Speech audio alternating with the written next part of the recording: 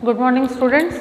हम लोगों ने आपके साइंस के सिलेबस में बायो के जितने चैप्टर्स इंक्लूडेड थे, जितना पोर्शन इंक्लूडेड था, ठीक है, उसको मोस्टली कंप्लीट कर लिया है।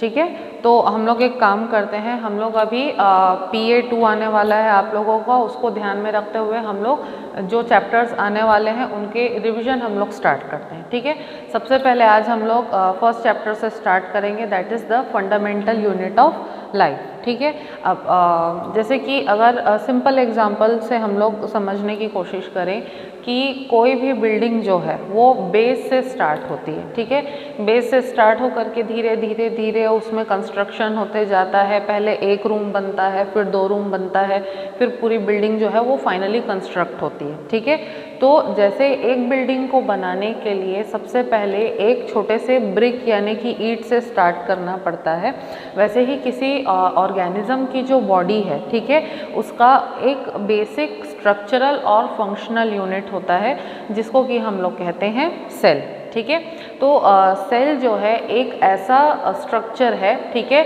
Which is capable of performing all the various life activities. जैसे कि कोई एक सिंगल सेल जो है वो रेस्पिरेशन भी कर सकता है, ठीक है, डाइजेशन भी कर सकता है, ठीक है, रिप्रोडक्शन भी कर सकता है। तो जितने भी लाइफ के प्रोसेसेस हैं, ठीक है, जो ओवरऑल कोई ऑर्गेनिज्म परफॉर्म करता है, वो सारे प्रोसेसेस जो है वो एक सिंगल सेल भी परफॉर्म कर सकता है। ठीक है, इसीलिए हम लोग सेल को क्या कहते हैं, जो स्ट्रक्चरल एंड फंक्शनल यूनिट है वो कहते हैं। ठीक है, तो फंक्शन परफॉर्म कर सकता है सारे के सारे, इसलिए फंक्शनल यूनिट कह रहे हैं। और सेल से मिल करके ही, बहुत सारे सेल से मिल करके हमारी पूरी बॉडी का स्ट्रक्चर बनता है, इसीलिए हम लोग सेल को स्ट्रक्चरल यूनिट भी कहते हैं। ठीक है, अब सेल जो है जैसे कि मैंने बोला कि सारी की सारी लाइफ एक्टिविटीज़ जो है परफॉर्म करने में कैपेबल होता है। ठीक है, अब सेल की थोड़ी हिस्ट्री के बारे में हम लोग देख लेते हैं।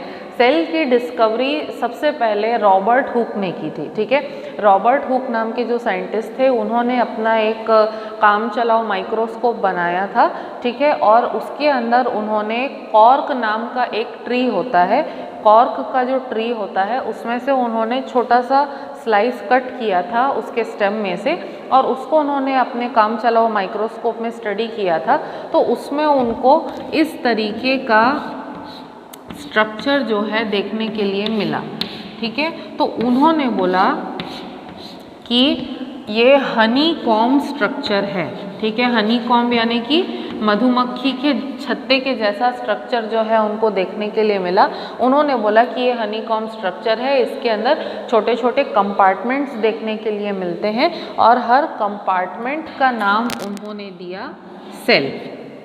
ठीक है, सेल जो है एक लैटिन लैंग्वेज का वर्ड है, और सेल का मीनिंग होता है स्मॉल रूम।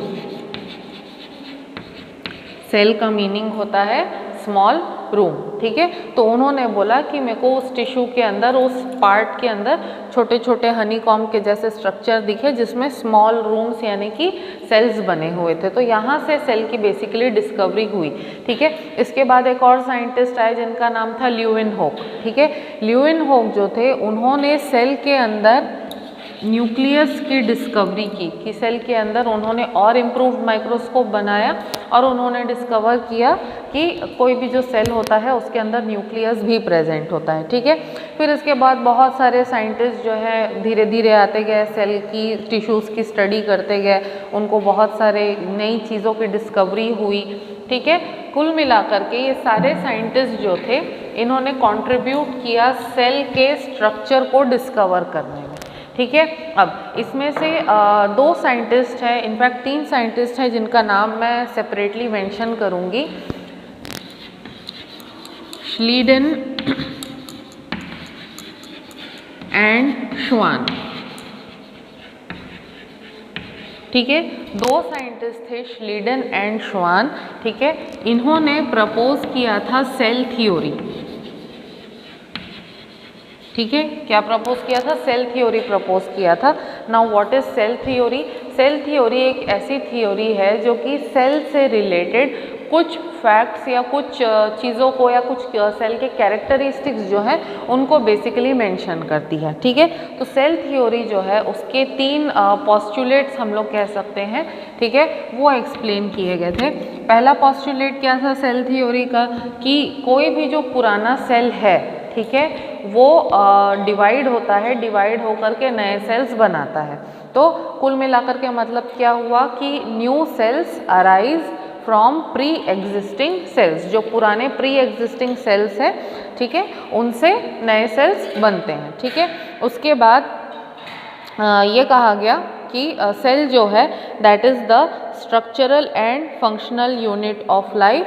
ठीक है, और तीसरे पॉस्टुलेट में ये कहा गया कि all living organisms are composed of cells and their products. ठीक है, तो इस तरीके से सेल थ्योरी के 3 पॉस्टुलेट्स निकल के आए। सबसे पहला क्या, cell is structural and functional unit of life. ठीक है, दूसरा organisms are composed of cells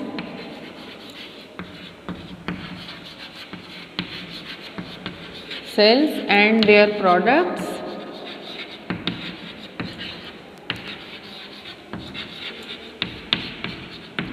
and third, new cells arise from pre-existing cells। ठीक है, these are the 3 postulates of the cell theory। Schleiden and श्वान ने initially ये जो cell theory है इसको प्रपोज किया था। ठीक है, एंड सेल थ्योरी को मॉडिफाई किया था एक दूसरे साइंटिस्ट ने जिनका नाम था विर्चाउ। तो cell theory was basically proposed by Schleiden and Schwann and it was then finally modified by Virchow. और विर्चाउ के मॉडिफिकेशन के बाद में ये जो है सेल थ्योरी के तीनों पॉस्टुलेट्स निकल करके आते हैं। ठीक है, तो अब हम लोग बात करते हैं सेल के स्ट्रक्चर के बारे में।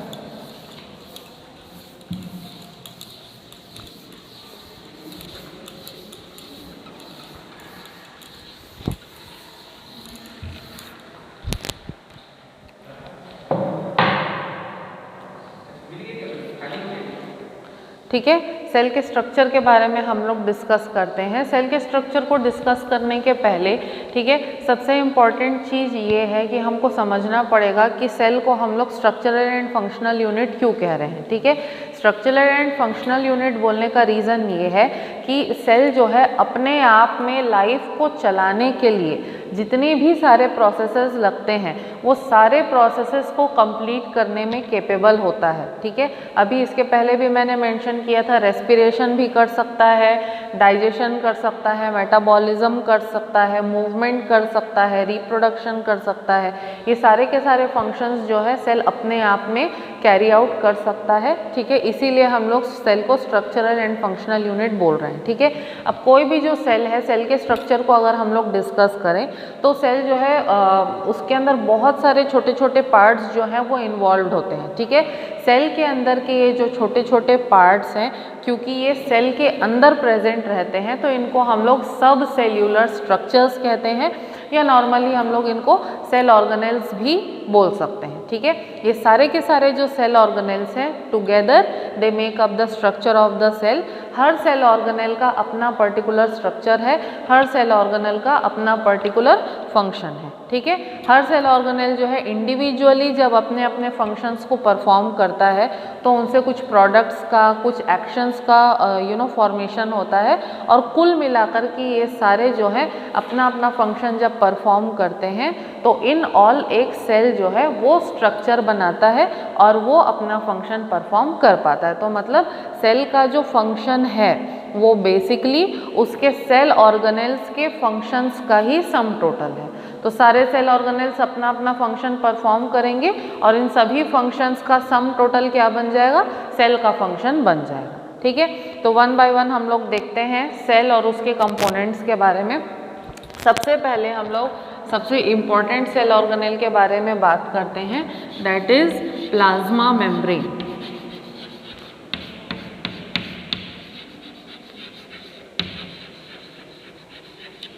ठीक है, now what is plasma membrane?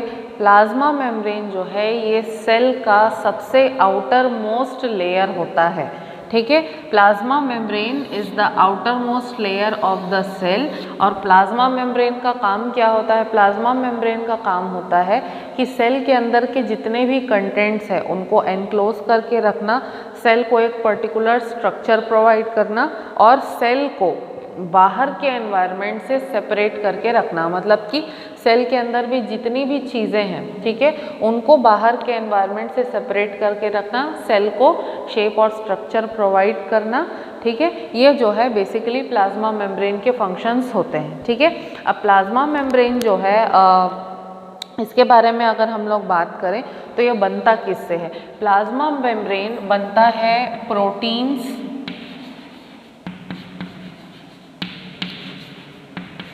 And lipid से। ठीक है, किससे बनता है प्लाज्मा मेम्ब्रेन? प्लाज्मा मेम्ब्रेन बनता है प्रोटीन्स और लिपिड से। ठीक है, प्रोटीन्स और लिपिड्स दोनों मिलके प्लाज्मा मेम्ब्रेन का स्ट्रक्चर कैसे बनाते हैं? बेसिकली होता क्या है कि इस तरीके से लिपिड के जो मॉलिक्यूल होते हैं उनका डबल लेयर प्रेजेंट होता है।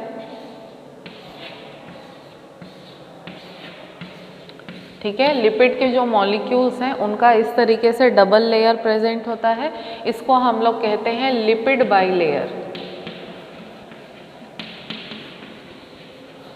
ठीक है, और ये जो लिपिड बाइलेयर है इसमें बीच बीच में प्रोटीन्स के जो मॉलिक्यूल्स हैं वो इस तरीके से प्रेजेंट रहते हैं। ठीक है, तो लिपिड बाइलेयर के बीच में प्रोटीन के जो मॉलिक्यूल्स होते हैं वो इस तरीके से रैंडमली फैले हुए रहते हैं। कुल मिलाकर के ये क्या बनाते हैं? प्लाज्मा मेम्ब्रेन का स्ट्रक्चर बनाते हैं। ठीक है, अब प्लाज्मा मेम्ब्रेन जो है इसका बेसिकली फंक्शन क्या होता है? ठीक है, प्लाज्मा मेम्ब्रेन का जैसे मैंने बोला कि स्ट्रक्चर तो प्रोवाइड करता ही है सेल को, सेल के अंदर के कंटेंट्स को बाहर के कंटेंट से सेपरेट करके रखता है, लेकिन सबसे इम्पॉर्टेंट फंक्शन जो प्लाज्मा मेम्ब्रेन का होता है, ठीक है, वो ये है कि प्लाज्मा मेम्ब्रेन जो है वो सेल के बाहर से अंदर की तरफ होने वाले ट्रांसपोर्ट को और सेल से अंदर से बाहर की तरफ होने वाले ट्रांसपोर्ट को कंट्रोल और रेगुलेट करने का काम करता है। मतलब सेल के बाहर से अंदर कौन सी चीज़ आएगी और अंदर से बाहर की तरफ कौन सी चीज़ जाएगी। ठीक है, ये दोनों चीज़ों का कंट्रोल और रेगुलेशन जो है वो किसके हाथ में होता है? प्लाज्मा मेम्ब्रेन के हाथ में होता है। ठीक है, अब प्लाज्मा मेम्ब्रेन के थ्रू ट्रांसपोर्ट जो है वो दो तरीके से होता है। ठीक है, पहले होता है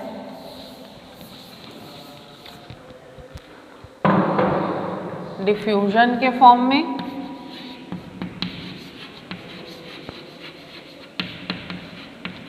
और दूसरा होता है ऑस्मोसिस के फॉर्म में। ठीक है, तो डिफ्यूजन और ऑस्मोसिस ये दो मेथड्स ऑफ ट्रांसपोर्टेशन है जिसके थ्रू कोई भी सब्सटेंस का मूवमेंट जो है प्लाज्मा मेम्ब्रेन में अंदर से बाहर या बाहर से अंदर की तरफ होता है।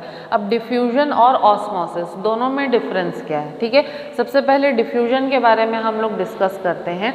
डिफ्यूजन में क्या होता है कि कोई भी जो सब्सटेंस है उसका मूवमेंट हायर कंसंट्रेशन से हमेशा लोअर कंसंट्रेशन की तरफ होगा। जैसे एग्जांपल वाइज हम लोग ले लें, अगर रूम के कॉर्नर में, ठीक है, रूम के कॉर्नर में हम लोग कोई अगरबत्ती जला के रखते हैं, ठीक है, तो अगरबत्ती का धुआं जो है धीरे धीरे वहाँ से पूरे रूम के अंदर स्प्रेड हो जाएगा।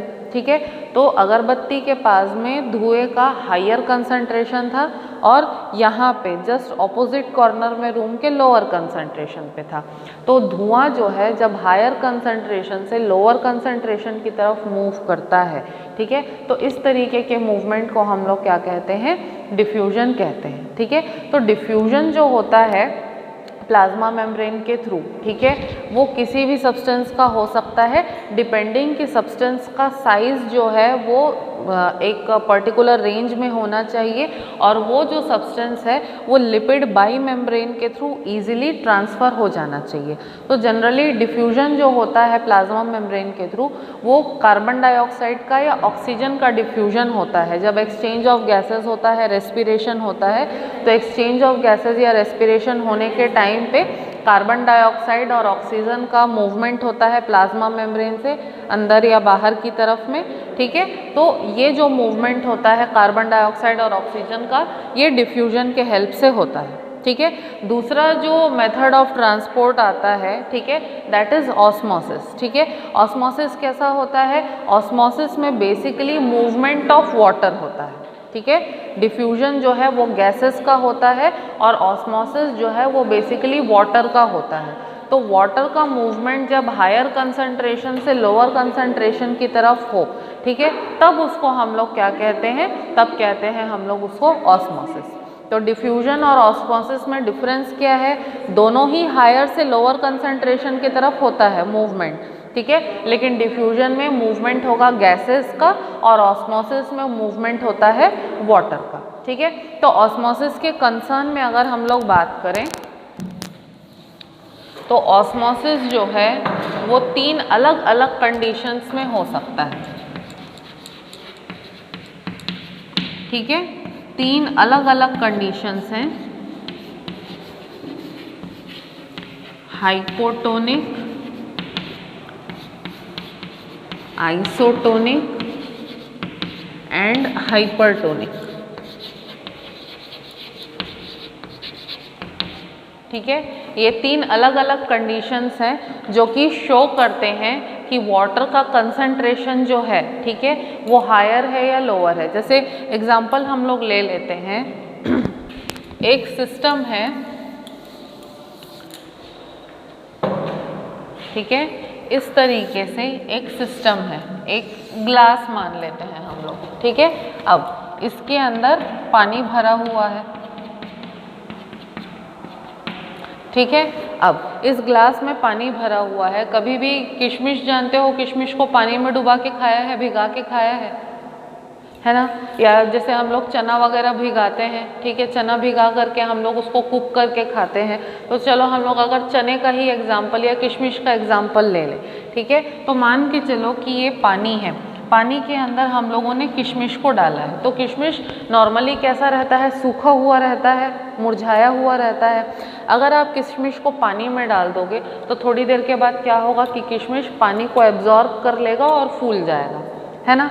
फिर जो मुरझाया हुआ किशमिश था, पहले इस तरीके से किशमिश मुरझाया हुआ है, कुछ समय के बाद वो बिल्कुल फूल करके इस तरीके से इन्फ्लेट हो जाएगा। अब ऐसा किस लिए हो रहा है? क्योंकि किशमिश जो पहले नॉर्मल कंडीशन में था, इसमें क्या था? किशमिश सूखा हुआ रहता है तो पानी का कंसंट्रेशन क्या था? कम था। तो इस केस में क्या हुआ? बाहर पानी का कंसंट्रेशन ज़्यादा है लेकिन किशमिश के अंदर पानी का कंसंट्रेशन कम है कि नहीं? तो इस केस में क्या हुआ कि मूवमेंट ऑफ वाटर यानी कि ऑस्मोसिस जो है वो बाहर से अंदर की तरफ हुआ और एज अ रिजल्ट किशमिश ने पानी को एब्जॉर्ब कर लिया और किशमिश क्या हो गया? फूल गया। तो अब बाहर जिस कंसंट्रेशन में वाटर है उसी कंसंट्रेशन में अंदर भी वाटर प्रेजेंट है। तो इस तरीके का हाइपोटोनिक कंडीशन जो होता है, हाइपोटोनिक कंडीशन मतलब जब वाटर का कंसंट्रेशन आउटर एनवायरनमेंट के कंपैरिजन में कम हो। किशमिश के अंदर वाटर का कंसंट्रेशन आउटर एनवायरनमेंट के कंपैरिजन में कम था। तो इस तरीके के कंडीशन को हम लोग क्या कहते हैं? Hypotonic condition. तो जब कभी भी हाइपोटोनिक कंडीशन होता है तो हाइपोटोनिक कंडीशन होने पर ऑस्मोसिस जो है वो हायर कंसंट्रेशन से लोअर कंसंट्रेशन की तरफ मतलब बाहर से अंदर की तरफ हुआ था। तो हाइपोटोनिक कंडीशन में जो ऑस्मोसिस होता है वो होता है एंडोस्मोसिस। एंडोस्मोसिस मतलब जब ऑस्मोसिस बाहर से अंदर की तरफ हो तो उस तरीके के ऑस्मोसिस को हम लोग कहते हैं एंडोस्मोसिस, ठीक है। दूसरा क्या सिचुएशन है, आइसोटोनिक सॉल्यूशन का सिचुएशन है। आइसोटोनिक सॉल्यूशन होने का मतलब क्या है कि बाहर जितना पानी का कंसंट्रेशन है उतना ही पानी का कंसंट्रेशन अंदर भी है, ठीक है। तो इस केस में क्या होगा कि मूवमेंट ऑफ वाटर जो है वो बिल्कुल नहीं होगा। मतलब अगर एग्जाम्पल हम लोग ले लिए, ठीक है, कि कोई सब्जी का ही एग्जाम्पल हम लोग ले लिए, ठीक है, कि कोई सब्जी है वो बिल्कुल मुरझाई हुई नहीं है, ताज़ी है, ठीक है। अगर वैसी सब्जी को हम लोग पानी के अंदर डुबा देते हैं, ठीक है, या जो ताज़ा चना है, ठीक है, चने को अगर हम लोग पानी के अंदर डाल देते हैं तो चना तो ऑलरेडी ताज़ा है, उसके अंदर ऑलरेडी पानी प्रेजेंट है, ठीक है। तो बाहर जितना पानी प्रेजेंट है अंदर भी अगर उतना पानी प्रेजेंट है तो उस केस में क्या होगा, मूवमेंट ऑफ वाटर क्या होगा, बिल्कुल भी नहीं होगा। या फिर हम लोग किशमिश का ही एग्जाम्पल ले लेते हैं। एक बार किशमिश को पानी में डाल दिया, उसमें एंडोस्मोसिस हो गया। एंडोस्मोसिस हो जाने के बाद में बाहर में पानी का कंसंट्रेशन और अंदर में पानी का कंसंट्रेशन क्या हो गया, इक्वल हो गया। तो इस केस में क्या होगा कि मूवमेंट ऑफ वाटर बिल्कुल भी नहीं होगा। तो आइसोटोनिक सॉल्यूशन ऐसा सॉल्यूशन होता है कि जहाँ पर सिस्टम के अंदर, सब्सटेंस के अंदर और सब्सटेंस के बाहर अगर पानी का कंसंट्रेशन बिल्कुल इक्वल हो तो उस केस में पानी का मूवमेंट बिल्कुल भी नहीं होता है। तो आइसोटोनिक सॉल्यूशन के केस में किसी भी तरीके का कोई भी ऑस्मोसिस नहीं होगा, ठीक है। फिर थर्ड कंडीशन में हम लोग आते हैं हम लोग हाइपरटोनिक कंडीशन में, ठीक है। हाइपरटोनिक कंडीशन में अगर हम लोग मान लेते हैं कि जैसे अंगूर का एग्जाम्पल हम लोग ले लिए, ठीक है। अंगूर में बेसिकली क्या होता है कि बहुत ज़्यादा क्वांटिटी में शुगर प्रेजेंट होता है। अंगूर मीठा होता है, बहुत ज़्यादा क्वांटिटी में शुगर प्रेजेंट होता है, ठीक है। तो उस केस में क्या होता है कि जब अंगूर में शुगर ज़्यादा प्रेजेंट हो, ठीक है, और बाहर के सिस्टम में अगर शुगर कम हो, ठीक है, अंगूर में शुगर ज़्यादा है, ठीक है, और बाहर के सिस्टम में शुगर क्या है, कम है, ठीक है। तो उस केस में क्या होगा कि वाटर के साथ साथ थोड़ा सा जो शुगर है वो अंगूर के अंदर से बाहर की तरफ मूव करेगा, ठीक है। तो एज अ रिजल्ट क्या होगा कि अंगूर जो है थोड़े समय के बाद जा कर के हल्का सा सिकुड़ जाएगा, ठीक है। तो इस सिचुएशन में जब ऑस्मोसिस अंदर से बाहर की तरफ होता है, ठीक है, तब उस कंडीशन को हम लोग कहते हैं एक्सोस्मोसिस, ठीक है। और ये कौन से कंडीशन में होता है, हाइपरटोनिक सॉल्यूशन के कंडीशन में।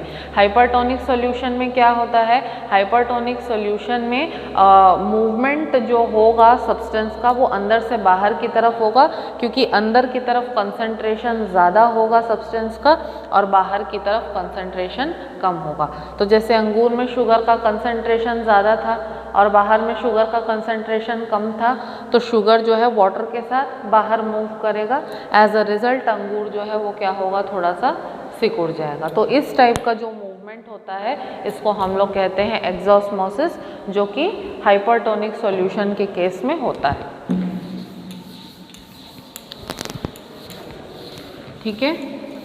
तो फाइनली हम लोग आते हैं कि प्लाज्मा मेम्ब्रेन का फंक्शन क्या होता है, ठीक है। प्लाज्मा मेम्ब्रेन जो है वो सेल के अंदर से बाहर या बाहर से अंदर की तरफ होने वाले मूवमेंट को कंट्रोल करता है, सेल को एक पर्टिकुलर शेप प्रोवाइड करता है, एक पर्टिकुलर साइज और स्ट्रक्चर प्रोवाइड करता है, ठीक है। सेल को एक्सटर्नली क्या करता है, सपोर्ट करता है, ठीक है। उसके अलावा और भी बहुत सारे एडवांस्ड फंक्शन है प्लाज्मा मेम्ब्रेन के, जैसे कि प्लाज्मा मेम्ब्रेन के ऊपर ये जो प्रोटीन्स प्रेजेंट होते हैं ये रिसेप्टर्स के जैसे एक्ट करते हैं, ठीक है। काफ़ी चीज़ों को रिकॉग्नाइज करने में, आइडेंटिफाई करने में हेल्प करते हैं। कई सारे प्रोटीन्स को, कई हॉर्मोन्स को, या कोई अगर डिजीज़ कॉजिंग माइक्रो ऑर्गेनिज्म अगर अटैक कर रहा है सेल को तो उसको भी आइडेंटिफाई करने में और रिकॉग्नाइज करने में जो है प्लाज्मा मेम्ब्रेन हेल्प करता है, ठीक है।